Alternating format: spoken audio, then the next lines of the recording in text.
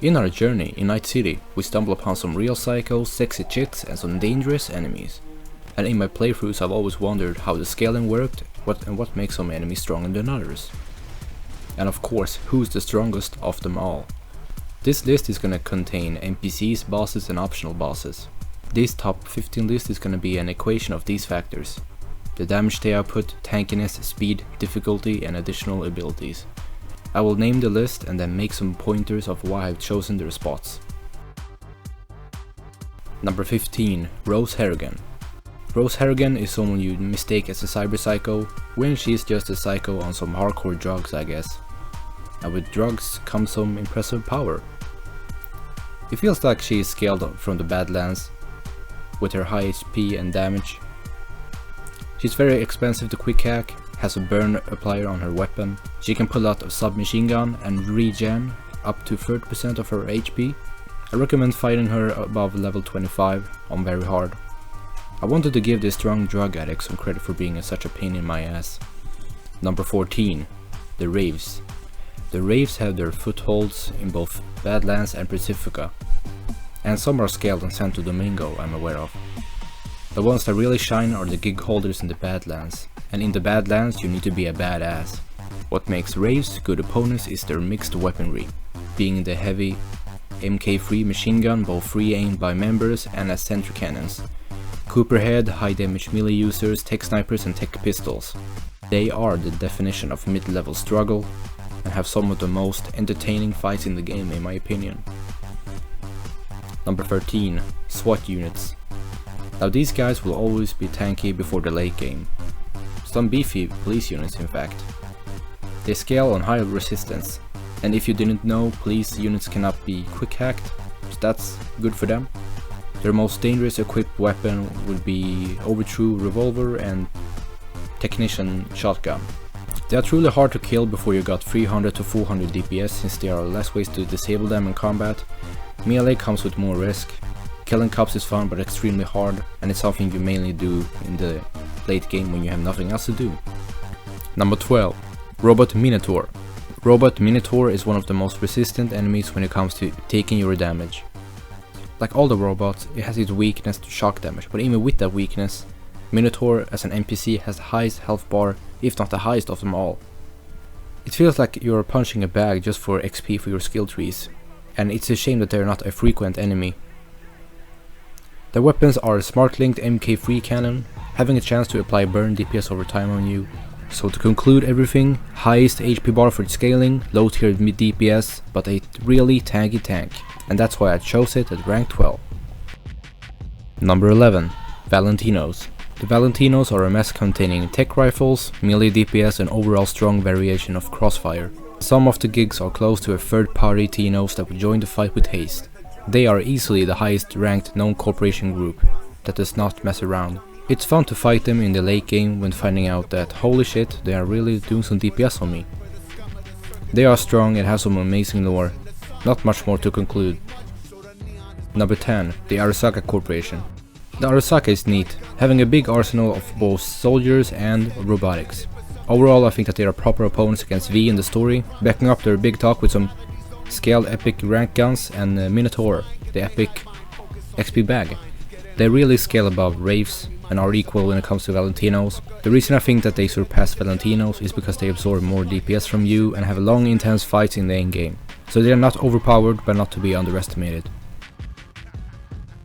Number 9. Euralio Alma and Chase Conley. They are both cyber psychos that are equipped with a Militech combat armor. They both do big damage with their beams and are very tanky. Now, Euralio is supposed to be stronger since he is discovered in the Badlands. Now I have both of them in the same rank because they are the only two cyber psychos in this combat suit. They are more difficult to kill than a Minotaur robot because they shield whenever they reload their beams. They got different kinds of damage dealing: simple shot, rapid shot, long shot. Their beams are semi-explosive when hit on the ground. They are top tier tanks, above mid tier DPS, not so hard to kill and very slow. Nario Akahara. Norio is a melee-based cyber psycho in the quest The Phantom. I consider him to be the highest-scaled cyber psycho in the game, since he is discovered in City Center. Not impressive in terms of ability, but he got high melee DPS and more than mid-tier speed up his sleeve. You fight him 2 times since he interrupts the fight with flash. After that you fight other gang members after chasing him. I wanted to give Norio credit for being a solid fight, which is hard to come by for cyber psychos. Number 7. Adam Smasher. He's definitely not top 5, of course, so you can relax. He sends in reinforcements mid-fight, containing Mantis Blades users, 1 sniper assault soldiers, some minor placed MK3 HMG sentry guns, and a punching bag Minotaur. As for Adam's DPS, he is equipped with a hand cannon that does monster DPS. He got a mortar launch, I guess I would call it a mortar launch, which is a cool attack. He definitely got the DPS to kill you, but the speed he executes his DPS is slower than normal Gangoons even. So we got a senile top tier tank, mid-tier speed, not even mid-tier in terms of difficulty, and his abilities are impressive but something you can always run away from.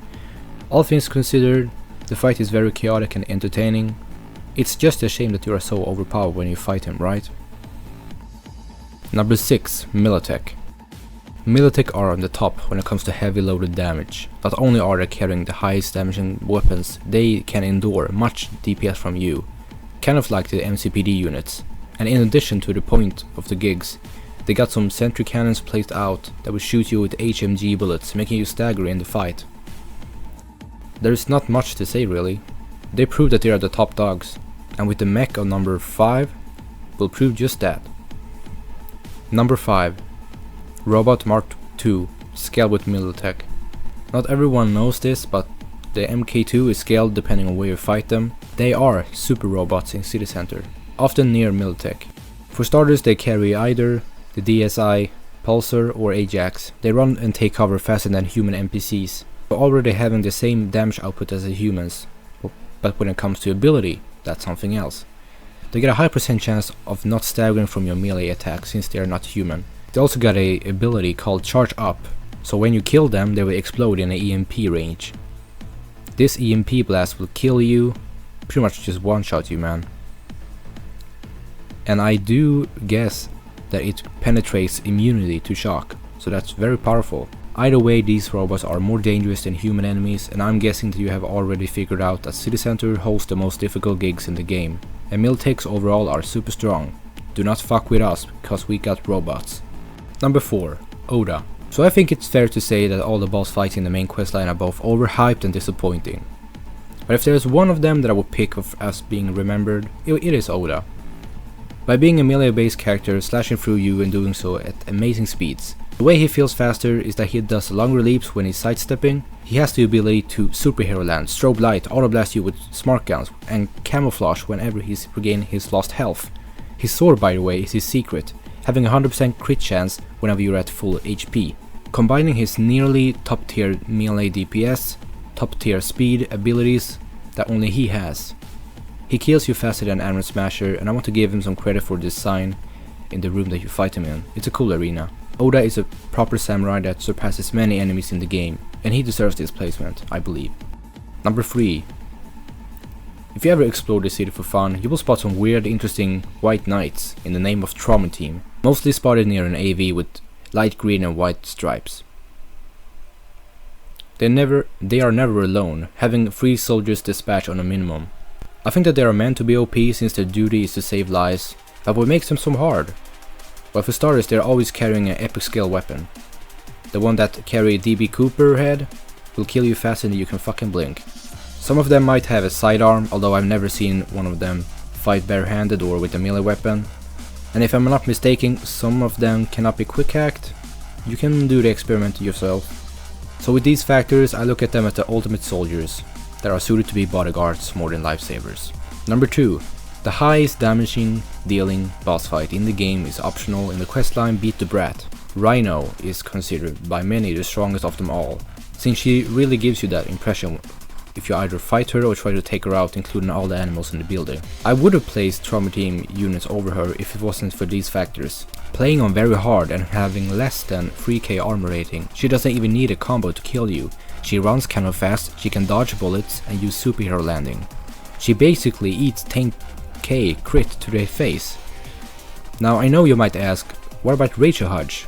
He does more damage, but he's not an optional boss, you cannot kill him. To conclude everything, nearly one-shot DPS, mid-tier speed and top-tier tank. A real top tier. A really unique character, and she deserves placement number 2. Now at number 1. If you got a weapon that can almost kill you in 2 seconds, what could be more OP? Giving you less time to react. Because the number 1 is...